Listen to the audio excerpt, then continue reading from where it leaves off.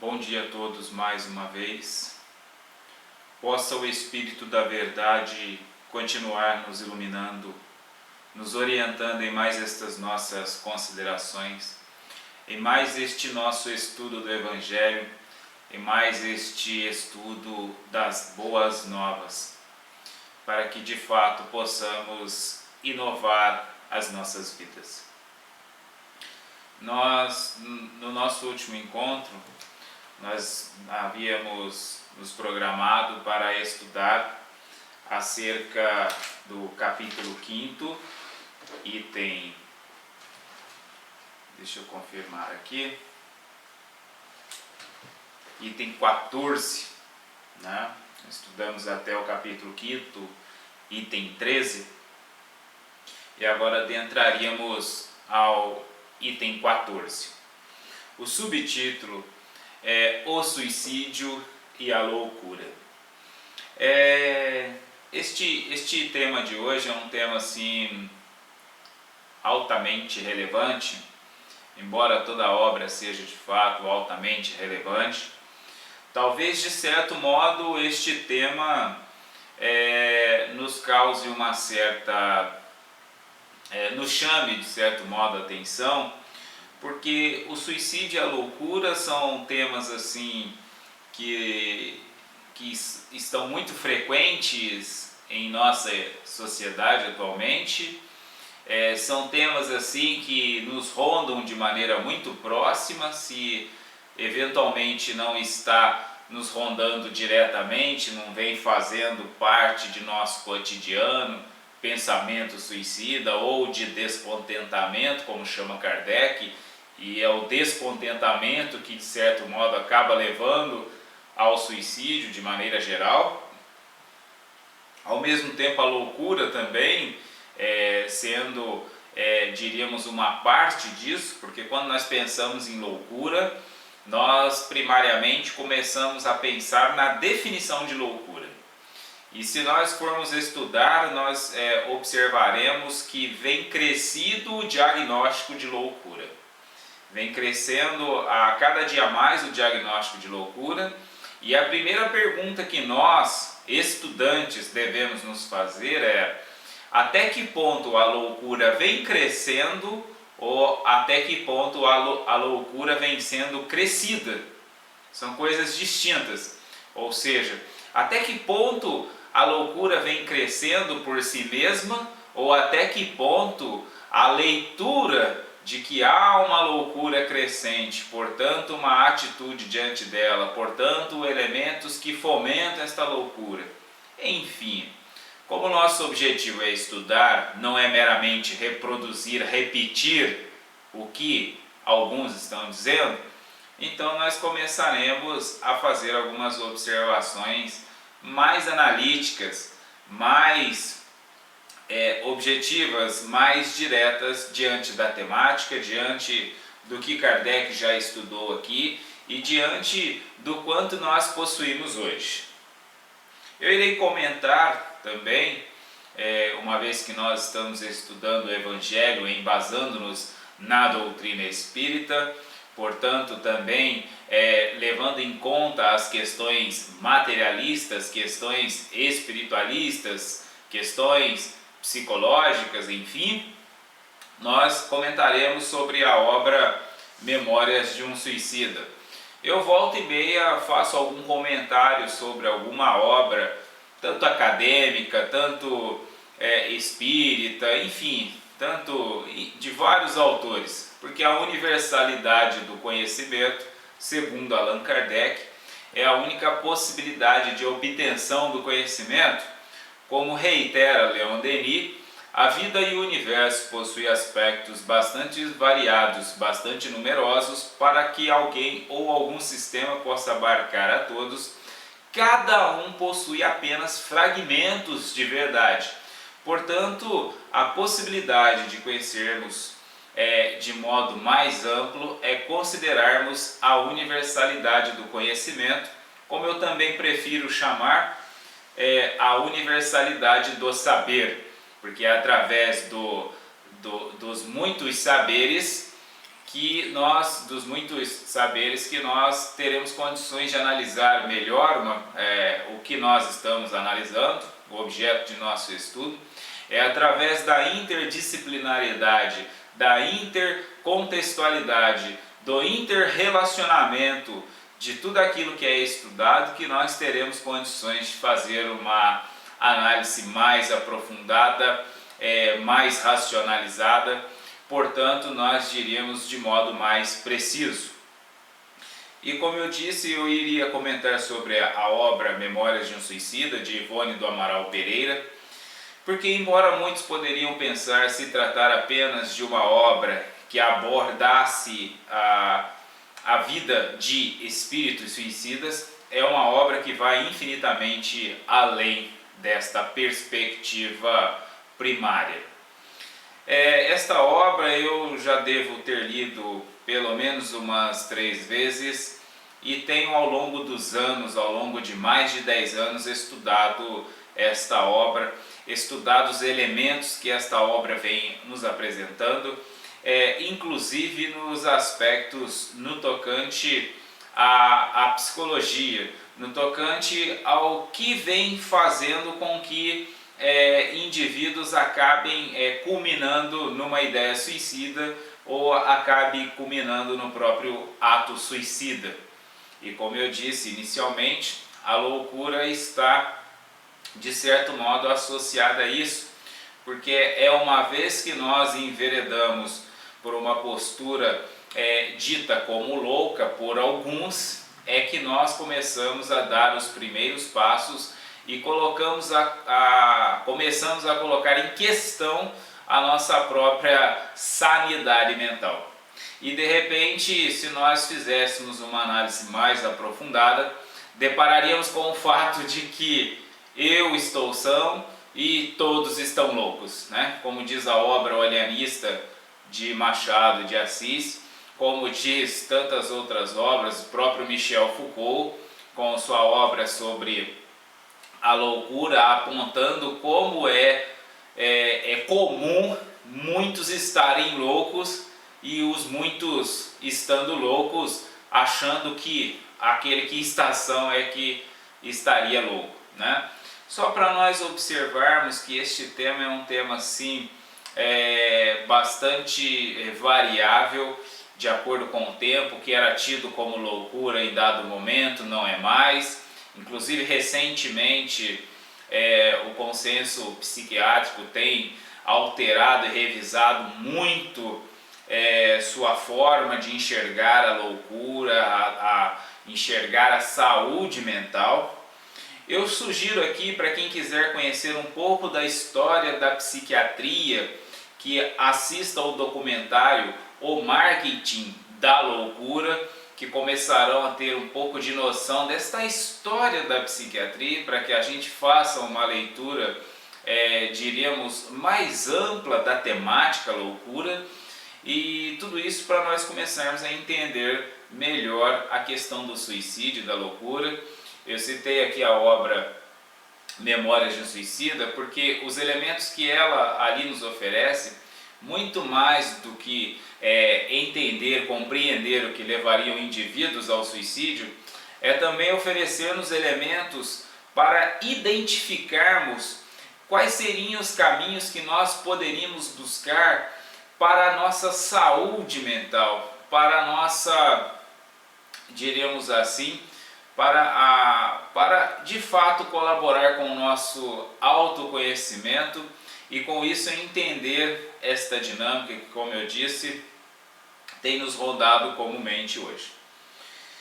Eu vou estar lendo, eventualmente comentarei alguma coisa sobre a obra Memórias de um Suicida e alguma coisa sobre o Evangelho também, para que a gente consiga fazer uma leitura bem ampla, bem aprofundada e, de certo modo, não perdendo de vista por que Allan Kardec insere esta temática no Evangelho.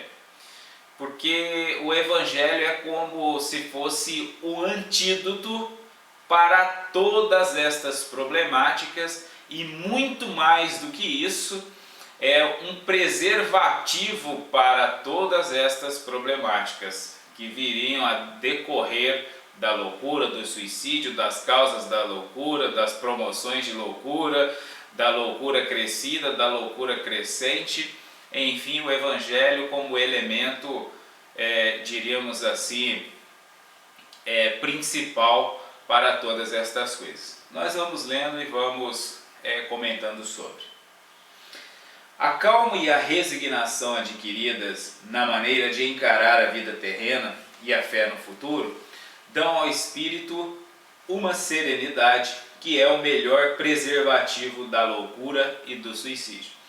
Então Allan Kardec começa dizendo que encarar a vida terrena com uma fé no futuro dá ao espírito uma serenidade, e esta serenidade é o melhor preservativo da loucura e do suicídio. Com efeito, a maior parte dos casos de loucura são provocados pelas vicissitudes que o homem não tem forças de suportar. Se, portanto, graças à maneira por que o Espiritismo o faz encarar as coisas mundanas, ele recebe com indiferença e até mesmo com alegria os reveses e as decepções que em outras circunstâncias o levariam ao desespero, é evidente que essa força que o eleva acima dos acontecimentos preserva a sua razão dos abalos que o poderiam perturbar. Este comentário de Kardec aqui é importantíssimo, né? Porque o que ele está dizendo aqui é que os casos de loucura, né, os casos aqui tratando loucura como os casos que muitos sucumbem, não suportam, né, é exatamente pelas vicissitudes que o homem não tem força de suportar. Mas ele está dizendo aqui que o Espiritismo faz encarar estas coisas mundanas, né, faz com que o homem receba com indiferença. Aquele que tem uma compreensão dos postulados da doutrina espírita, quando olha para determinadas coisas, ele encara com indiferença, porque ele tem uma leitura daquilo como algo transitório.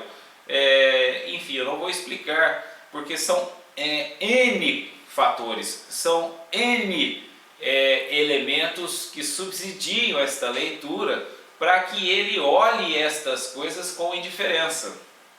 Enquanto outros que não têm estes elementos que o Espiritismo oferece, se desespera, enfim, ele acaba sucumbindo, porque ele não tem elementos para suportar estas coisas, né? Estas vicissitudes.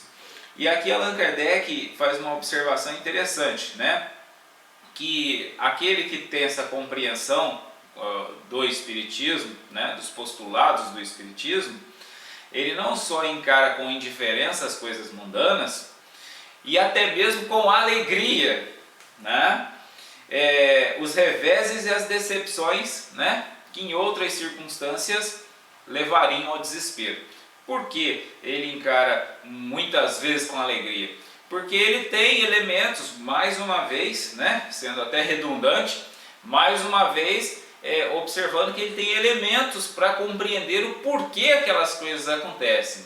Ele tem uma compreensão do porquê aquelas coisas acontecem, onde aquelas coisas desencadearão, e com isso então até mesmo a alegria, porque ele vislumbra tudo isso com os elementos que ele possui. É evidente que esta força que o eleva acima dos acontecimentos preserva a sua razão dos abalos que o poderiam perturbar. E Kardec ainda encerra este parágrafo fazendo uma observação interessante, que é evidente que essa força que eleva ele acima destes acontecimentos mundanos que a muitos perturbam, por ele estar indiferente, até mesmo alegre, preserva a sua razão dos abalos que o poderiam perturbar. E com isso a razão dele se faz, diríamos, estando preservada, ela continua mais sã, ela continua sem abalos, de modo a ter mais condições de continuar enfrentando qualquer outras circunstâncias, quaisquer outros acontecimentos, porque a razão fica constantemente preservada, Então nada perturba aquela razão, além de não perturbar, ela se mantém em excelentes condições para enfrentar os novos acontecimentos, né? Porque às vezes, quando vai se perturbando, a razão vai perdendo sua força para lidar com novos acontecimentos com o perpassar do tempo. Kardec está observando que quando a razão fica preservada, né, aos abalos, ele continua tendo condições de enfrentar cada vez de modo constante estas vicissitudes, né, como é falado lá, né, estes acontecimentos mundanos. O mesmo se dá com o suicídio. Se excetuarmos os que se verificam por força da embriaguez e da loucura, e que podemos chamar de inconscientes, é certo que sejam quais forem os motivos particulares, a causa geral é sempre o descontentamento. Então Allan Kardec está dizendo que, né, a indiferença com os acontecimentos mundanos, que é aquele que possui a compreensão espírita ou o próprio espiritismo, né, é indiferente a isso, no sentido de que ele compreende tudo isso. Allan Kardec está dizendo que o mesmo se dá com o suicídio, né? Aqui ele faz uma exceção, né? Os casos de embriaguez e de loucura, né? Aqui ele definindo loucura como casos, diríamos, extremamente patológicos, se poderíamos dizer assim, né? Tentando definir aqui, lembrando que Kardec é uma obra traduzida, daria margem para uma análise muito ampla, mas para a gente tentar resumir aqui, Kardec excetua a embriaguez e a loucura, porque aquele que está embriagado ele já perdeu, consciência de tudo mesmo, então diríamos assim, ele não tem elementos mesmo para poder evitar aquilo, né? Mas Kardec excetua estes casos de embriaguez e de loucura, né? E que aqui ele ainda reforça, que podemos chamar de inconscientes. É certo que, sejam quais forem os motivos particulares, a causa geral é sempre o descontentamento. Que Kardec observa que, independentemente de quais sejam os motivos, a causa geral é um descontentamento. O que vai levar o homem, né, ao suicídio é, de modo geral, um descontentamento. Ora, aquele que está certo de ser infeliz apenas um dia e de se encontrar melhor nos dias seguintes, facilmente adquire paciência.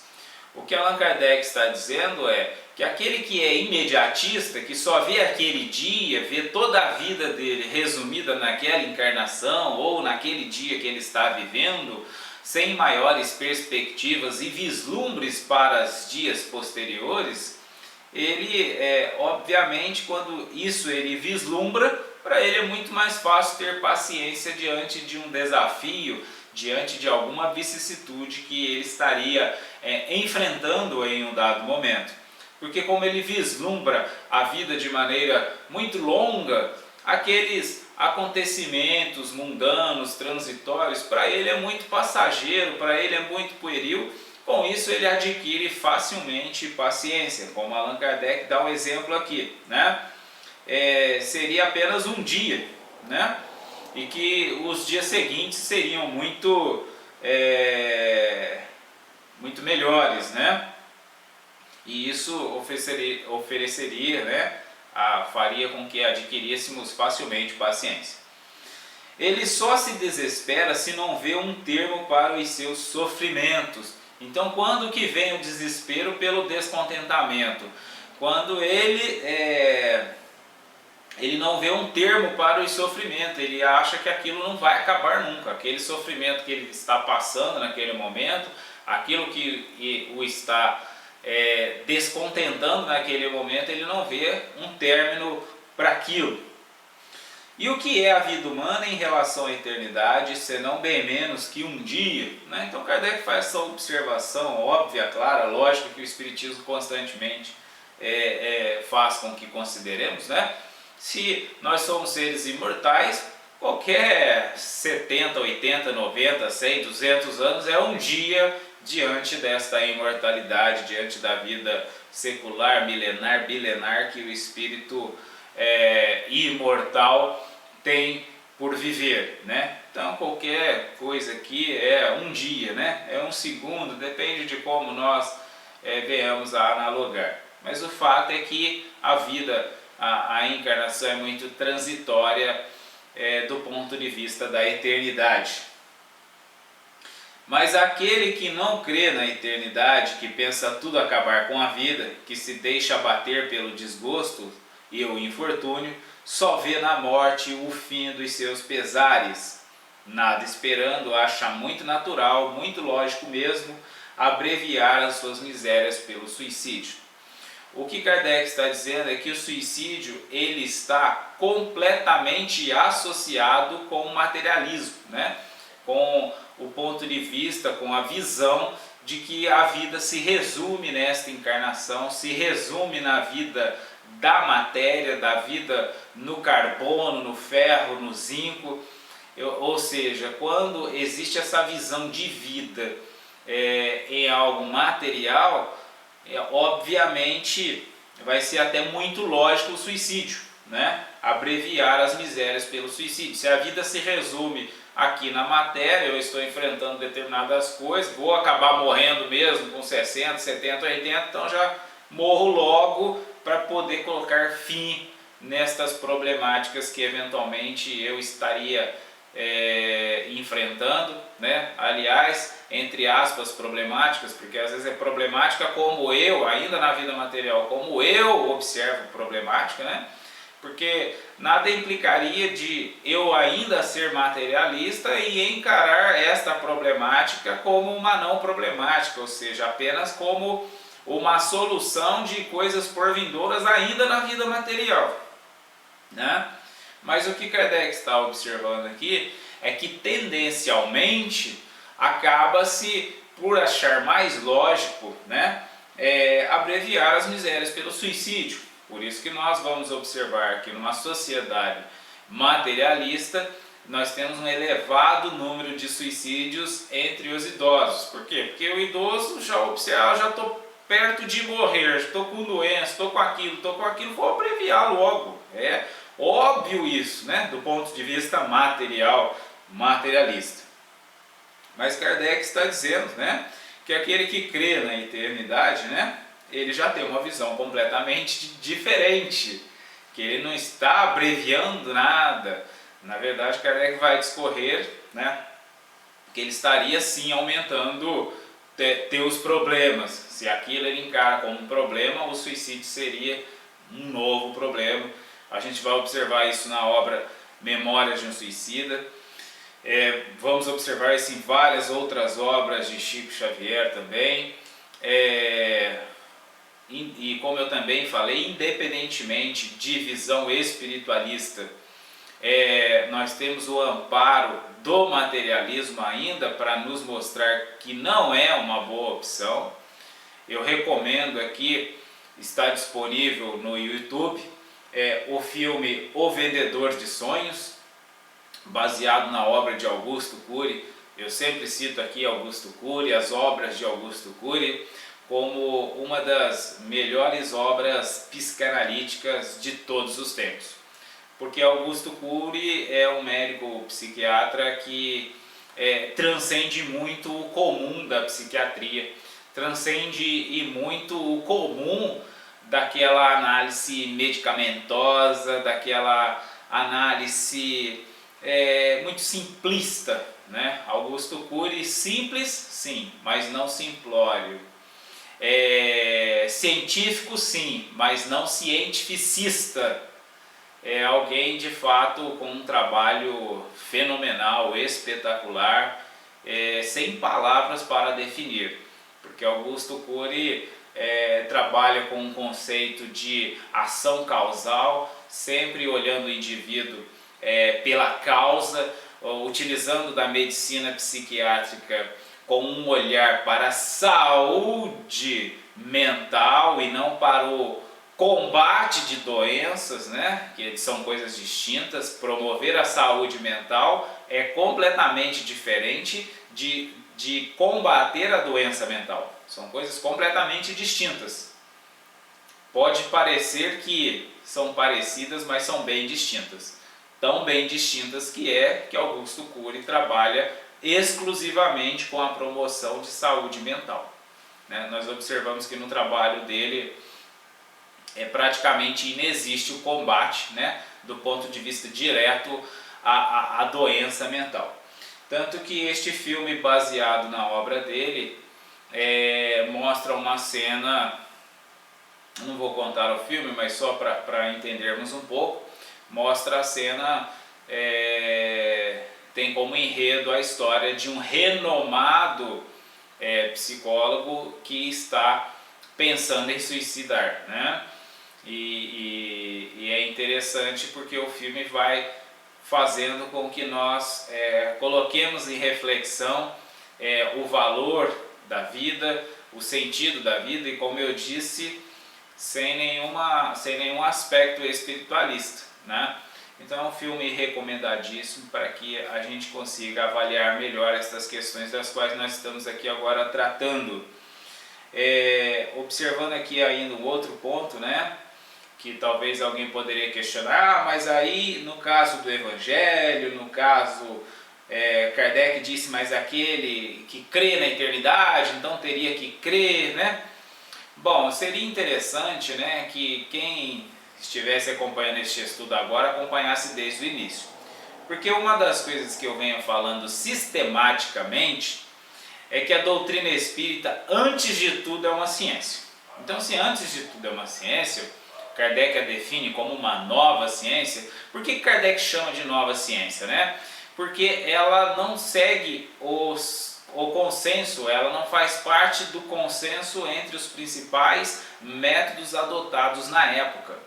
Mas isso não quer dizer que ela não seja uma ciência, quer dizer que os métodos dos quais Allan Kardec utiliza para a produção científica são métodos que não eram os arcaicos, são métodos dos quais ele próprio desenvolve e inclusive em cima de métodos já existentes, ou seja, ele amplia os métodos científicos da época, por isso ele chama de nova ciência. Então não é que ele vem com uma coisa diferente, ele vem com uma coisa ampliada e por isso ele chama de nova ciência. Então quem acompanhar o estudo observará que a doutrina espírita, antes de tudo, é uma nova ciência, e por ser uma nova ciência, quando Kardec está dizendo aqui, crê na eternidade, ele próprio, por sistemáticas vezes, de maneira contumaz, ele vem a falar que não basta crer, é necessário compreender. Porque quando Allan Kardec fala sobre o crer, ele fala no crer, mas com um embasamento racionalizado, lógico. Ele não está falando em crença dogma, ele está falando em crer, compreender, baseado numa estruturação lógica, racional e irrefutável. Então observa como a definição de crer de Kardec é uma definição de crer, de fé, de dogma, nesse sentido comum. É interessante nós não nos esquecermos que Allan Kardec não propõe o arroz e feijão do dia a dia, por isso nós estamos estudando. Se fosse arroz e feijão, era qualquer coisa, serve de qualquer lugar. Qualquer página com milhares, milhões de seguidores, milhões de visualizações de vídeo já nos serviriam. Por isso que o nosso trabalho é um trabalho seletivo, é um trabalho, como diz Haroldo Dutra Dias, onde há seleção não há multidão. Por isso nossos vídeos têm algumas poucas dezenas de visualizações, quando muito algumas centenas, exatamente porque não é para massas, não que não seja, aliás são para todos, mas para todos que queiram. E como não é a maioria que quer compreender de fato, pelo menos não no momento, não tem o atrativo para as multidões. Mas nosso objetivo aqui não é publicidade, marketing, propaganda, atrair multidões, porque seria o número que estaria associado a números econômicos. Nosso objetivo aqui é apenas estudar, aprender, compreender, para que cada um possa realizar o melhor de si, apenas isso. Então, reiterando de modo resumido, crer de Kardec tem uma definição muito diferente de crer, de crença, de religião, de eu acredito porque eu decidi acreditar, e não existe isso na obra de Kardec. Na obra de Kardec não há partir de premissas, a partir de pressupostos estruturados racionalmente, logicamente, de modo irrefutável. Portanto, se for refutável, próprio Allan Kardec diz que revisemos nosso conceito, né? Numa fala comum, se a ciência provar que nós estamos equivocados em algum ponto, abandonemos este ponto e vamos de encontro ao ponto apresentado pela ciência que refutou eventualmente um ponto anterior. Mas o que a obra de Kardec é tão bem estruturada que esse ponto que a ciência poderia refutar até hoje não se deu, porque a própria doutrina é a nova ciência, sendo nova ciência, ela já nasce e cresce com elementos de autorrefutação, portanto ela própria faz este trabalho que a estrutura como uma nova ciência e a mantém nesta categoria de nova ciência. Ok? Bom, eu não quero divagar muito, mas só para compreendermos que nós estamos falando de um tema muito importante, muito comum nos dias de hoje, um tema que é associado a muitos outros temas, como por exemplo a depressão, e que por sua vez é associado ao tema medicação, farmacologia, medicina, psicologia, psiquiatria, enfim. Então estou aqui apenas tentando entender melhor, porque nós sabemos que essas coisas são muito comuns, são temas muito frequentes, estão muito presentes em nossas vidas. Recentemente eu estive falando com uma pessoa que toma 10 medicamentos por dia e assim, nenhuma doença assim, visivelmente grave, né? Tanto que a pessoa anda, vai para lá, vem para cá, enfim. Mas uma pessoa no estado depressivo bastante avançado, então nós precisamos compreender estas coisas para que a gente consiga de fato nos sobressair a estas situações, lidar com estas situações, amparar aqueles que estão nestas situações, se assim é o nosso propósito, e ao mesmo tempo ampararmos-nos para estas situações, como eu disse, comum, qualquer um de nós poderíamos estar enveredando por estas situações. Então por isso é muito importante compreendermos da melhor maneira possível o tema que nós estamos aqui tratando. Então, dando continuidade. A incredulidade, a simples dúvida quanto ao futuro, as ideias materialistas, em uma palavra, são os maiores incentivadores do suicídio. Elas produzem a frouxidão moral. Então o que Kardec está dizendo é que são as ideias materialistas que vão embasar, né, que vai incentivar o suicídio. Óbvio, né, se tudo resume na matéria, diante de problema, de dívida, de conflito, suicidar resolve tudo, né? O que Kardec está dizendo. Materialismo e suicídio são duas coisas fortemente associadas, né? Então se eu sou materialista, o suicídio para mim é lógico, né? Ele aliás até incentivado, é um caminho mais curto para resolver os problemas. Caminho mais curto, mais simples, né? Realmente é uma grande solução.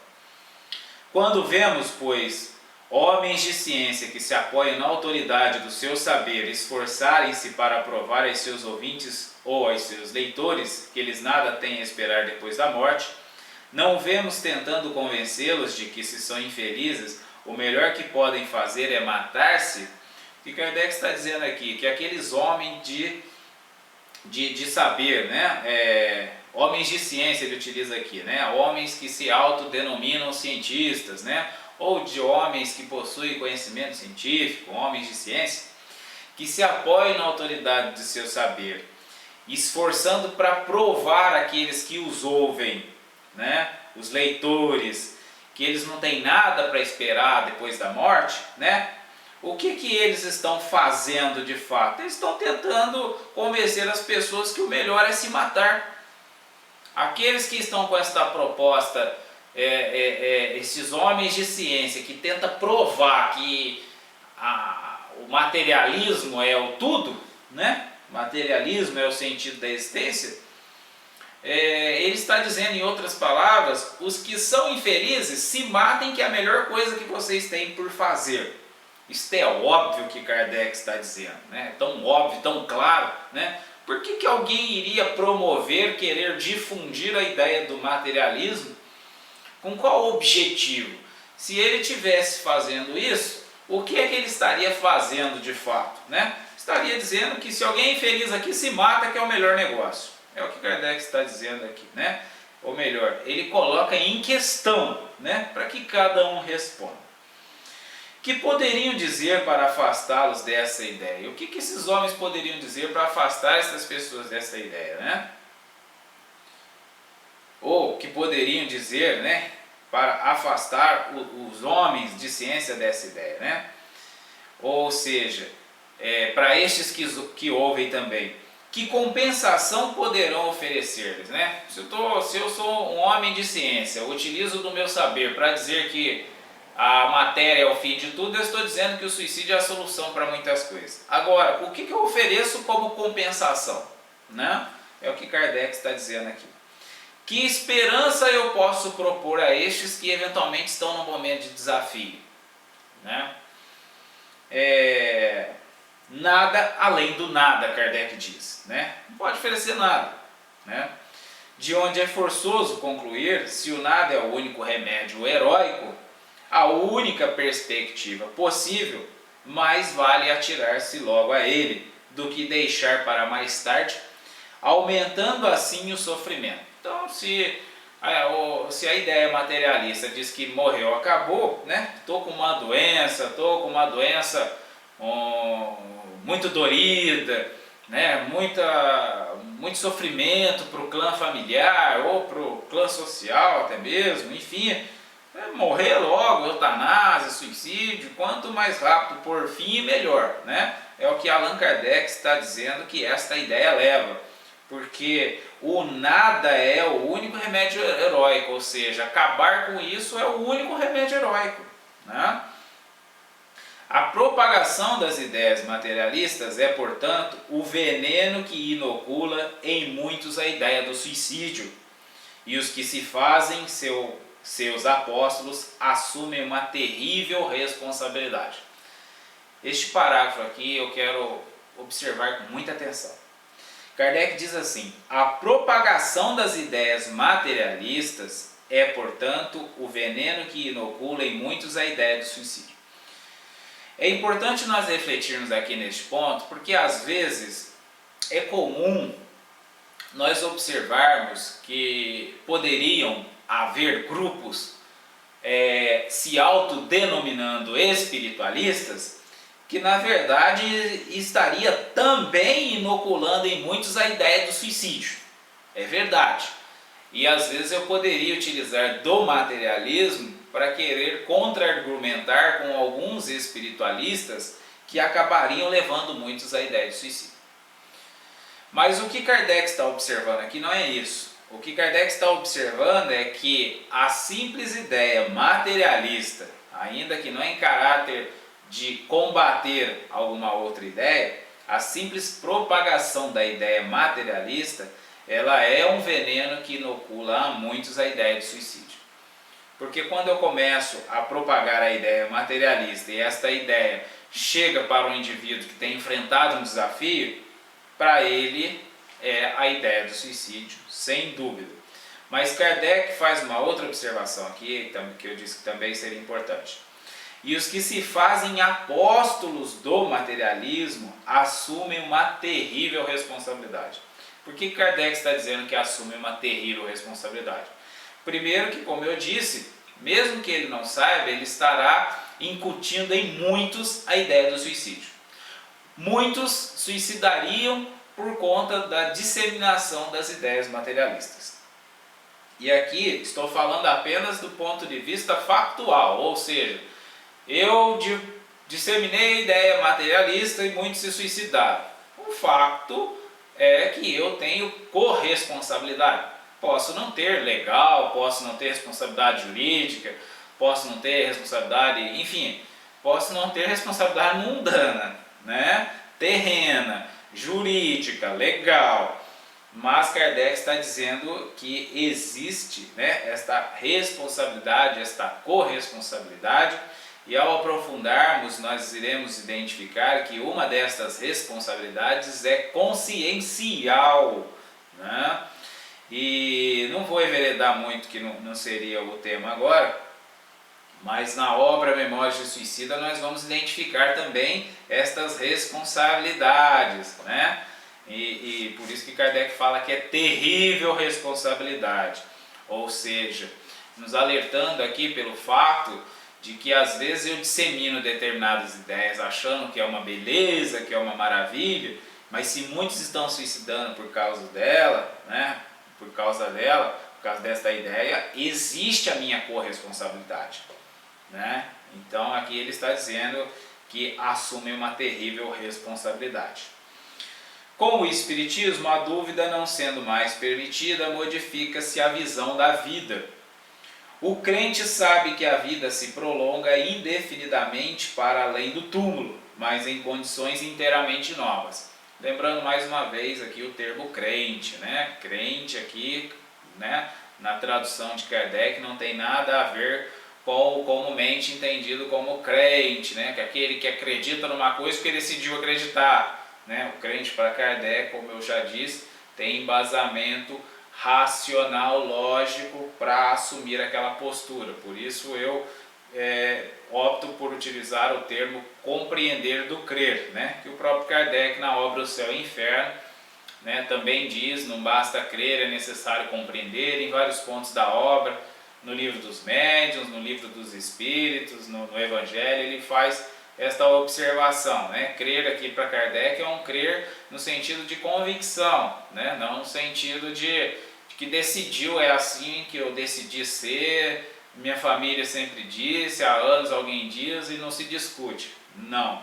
Crente para Kardec aqui tem uma definição de compreensão, de convicção racionalizada, ok? E aqui ele fala, né? Então que o crente, né, sabe que a vida prolonga indefinidamente para além do túmulo, mas em condições inteiramente novas. Daí a paciência e a resignação, que muito naturalmente afastam a ideia do suicídio. Daí, numa palavra, a coragem moral. Olha como Kardec observa aqui, muito interessante, né? Então, aquele que compreende a vida futura, né, que a vida vai além da materialidade, né, que embora em condições novas, né, ele tem paciência, ele tem resignação, e isso naturalmente afasta a ideia de suicídio. Para que eu vou suicidar se eu vou continuar vivo? Pior, vou suicidar e vou contrair mais problemas do que eu julgo ter agora. Se eventualmente me vem uma ideia de suicídio, né, suicidar seria ampliar em potência de 1000 estes meus problemas. Para que eu vou suicidar? Então a ideia do suicídio é afastada, né? Por outro lado, Kardec dá uma nova palavra para isso. Ele chama isso de coragem moral. Por que coragem moral? Porque quando afasta a ideia do suicídio, também me vem a ideia do que fazer. Me vem a ideia da necessidade de assumir postura diante do desafio. Em vez de eu me entregar e falar, não, seria bom suicidar para dar um fim, eu olho para aquilo e digo, eu encaro. Eu olho para aquilo, o que é isso que tem diante de mim? Agora eu enfrento, agora eu vou resolver, não vou suicidar, eu vou resolver o que precisa fazer, o que eu preciso ter para enfrentar essas vicissitudes. O que são estas vicissitudes de fato? O que são estas coisas que tendenciaram para que colaborassem para que eu, eventualmente, surgissem em mim ideias de suicídio? O que está acontecendo de fato? Será que todas estas pessoas que estão ao meu redor, que estão dizendo que me amam, que estão dizendo que querem o meu bem, que estão dizendo que querem a paz, de fato querem isso? De fato estas pessoas estão assumindo posturas e atitudes que têm promovido a paz, de fato estas pessoas que estão falando verbalmente sobre o bem, estão com atitudes que de fato têm desencadeado o bem para si mesmo e para aqueles que estão em seu entorno, ou seja, adquire aqui numa palavra coragem moral de enfrentar todas estas coisas. A coragem moral de encarar inclusive o preconceito diante das análises.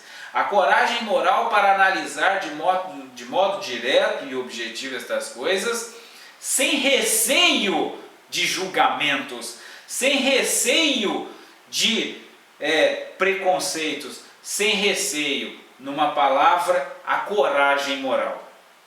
Então observa que a ideia materialista e a ideia espiritualista são muito distintas. São ideias que culminam em caminhos muito distintos. E é o que Kardec começa a chamar de coragem moral. Continuando aqui. O Espiritismo tem ainda a esse respeito outro resultado igualmente positivo e talvez mais decisivo. Ele nos mostra os próprios suicidas revelando a sua situação infeliz e prova que ninguém pode violar impunemente a lei de Deus, que proíbe ao homem abreviar a sua vida. Então, como eu disse, mais do que isso, o Espiritismo mostra o resultado decisivo, tanto através das comunicações, como no livro O Céu e o Inferno, obras de suicidas, suicidas involuntários, suicidas voluntários, tanto obras de comunicações embasadas, como eu citei aqui, Memórias de um Suicida e tantas outras, Enfim, o Espiritismo vem de maneira irrefutável a apresentar de modo decisivo a situação infeliz dos que suicidam e dos que colaboraram para a ideia do suicídio. Entre os suicidas, o sofrimento temporário, infeliz e prova impunemente a lei de Deus que proíbe ao homem abreviar sua vida. Entre os suicidas, o sofrimento temporário, em lugar do eterno, nem por isso é menos terrível, e sua natureza dá o que pensar a quem quer que seja tentado a deixar este mundo antes da ordem de Deus. Então o Espiritismo vai fazer com que a pessoa reflita bem para tentar deixar este mundo antes da ordem de Deus, antes da ordem natural das coisas, antes do momento programado para ele desencarnar. Aquele que tentar abreviar enfrentará de modo muito terrível o que vem a seguir a partir do suicídio. O espírita tem, portanto, para opor a ideia do suicídio, muitas razões. A certeza de uma vida futura, na qual ele sabe que será tanto mais feliz quanto mais infeliz e mais resignado tiver sido na terra. Então a felicidade futura depende da felicidade atual. A certeza de que, abreviando sua vida, chega a um resultado inteiramente contrário ao que esperava. Então, abreviar a vida, se a ideia de abreviar a vida era uma solução para melhorar, ele vai conseguir apenas piorar muito mais, E como eu falei, o Espiritismo sendo também ciência, embasando aqui na visão psicanalítica mais avançada, que eu citei aqui, por exemplo, a filosofia que trabalha a psicanálise de Augusto Cury. Eu poderia citar também elementos da psicologia transpessoal, a começar por Carl Gustav Jung, e tantos outros daquela época. Recentemente, a obra da psicologia transpessoal de Joana de Ângelis, enfim, tantas outras obras. Nós temos aqui um número muito grande de correntes psicológicas trabalhando, de uma psicologia mais ampliada, eu citei aqui a quarta força da psicologia, que é a psicologia transpessoal, que é uma fase que a psicologia de fato tem realizado grandes feitos para com a humanidade. Então tudo isso é colocado em questão dentro de uma concepção espírita. E como eu disse, chega a um resultado diferente ao que esperava se tentar abreviar, né? Porque vai vendo por todos os ângulos psicológicos, psiquiátricos, espirituais, materiais, vai vendo por todos os ângulos a culminância do suicídio. Contudo, o suicídio passa a ser excluído por completo de qualquer possibilidade, porque não tem nenhuma análise mais aprofundada que lhe daria qualquer sentido por ser.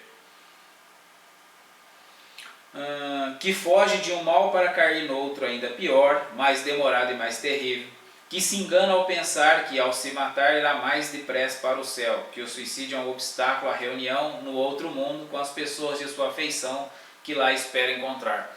Uma outra coisa interessante também, né?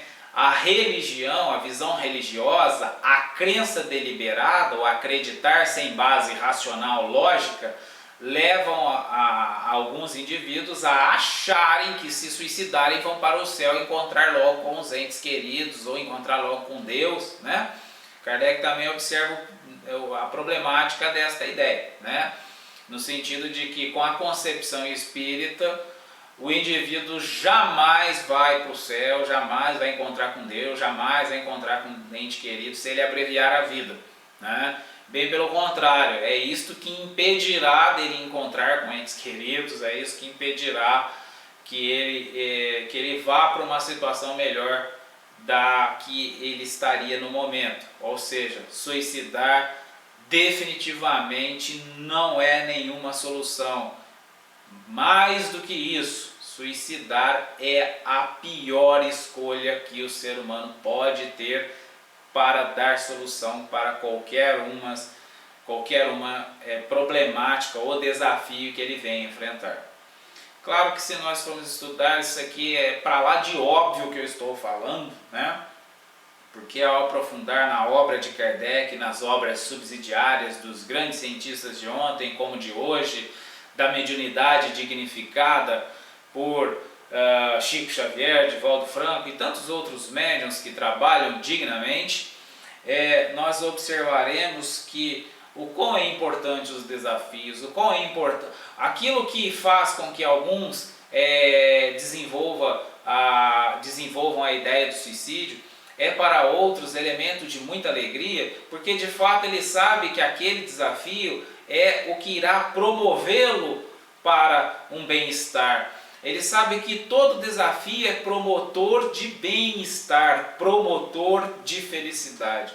Então ele sempre olhará para os desafios de tal modo que bendito seja o desafio. Como diz um espírito amigo no Evangelho segundo o Espiritismo, bendito seja Deus que envia dor aos seus eleitos, né?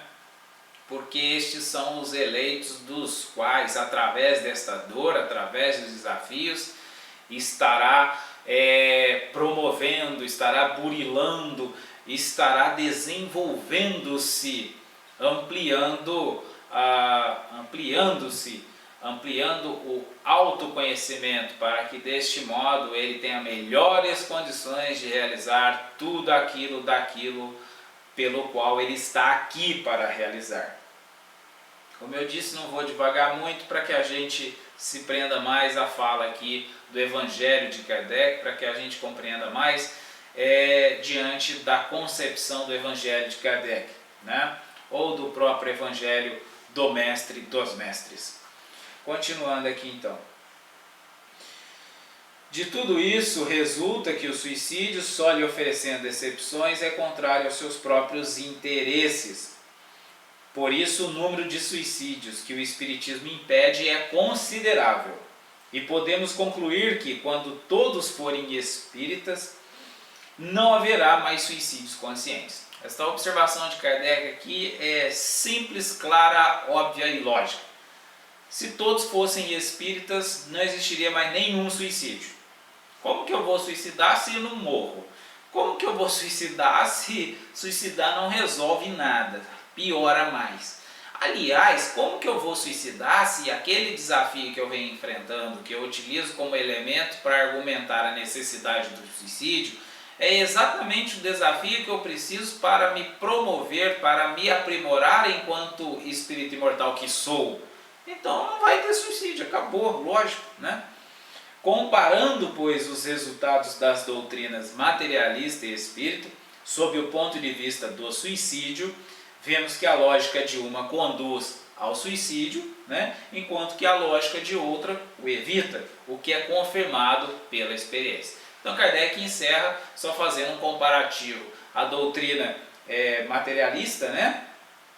E a doutrina espírita, né? Pegando o ponto do suicídio, né? Kardec é extremamente meticuloso, objetivo e direto no sentido de suas análises, né?